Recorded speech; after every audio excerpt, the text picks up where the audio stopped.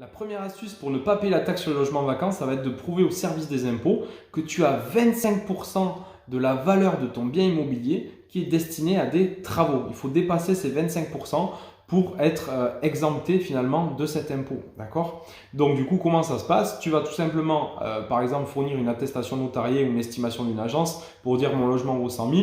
Et si tu as 40 000 euros de travaux, tu vas joindre 40 000 euros de devis et à ce moment-là, tu n'auras pas à payer cette taxe sur les logements vacants. La deuxième astuce, ça va être d'arriver à prouver au service des impôts que tu as tout fait pour louer ton logement ou pour essayer de le vendre. Donc si tu es passé par une agence, il faudra que tu fournisses un mandat de vente ou de location pour montrer ta bonne foi. Et si tu as voulu t'occuper par toi-même de la commercialisation ou de la location de ton logement, il faudra tout simplement que tu prouves aux impôts comme quoi tu fais des imprimes écrans sur le Bon Coin ou d'autres supports d'annonces immobilières, comme quoi tu as essayé de le vendre pendant l'année. Voilà. Et la dernière des astuces, ça va être d'arriver à expliquer aux impôts que ce logement, finalement, tu l'as occupé pendant plus de 3 mois.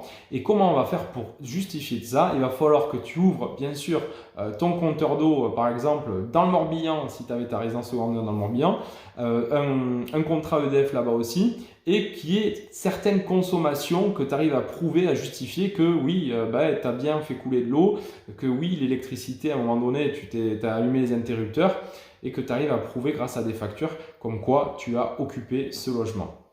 J'espère que je t'aurai aidé dans ta réflexion et pour éviter de payer cet impôt-là, que je t'aurai donné les bons tuyaux. Si tu es satisfait, n'hésite pas à mettre un petit pouce, à partager la vidéo et à t'abonner.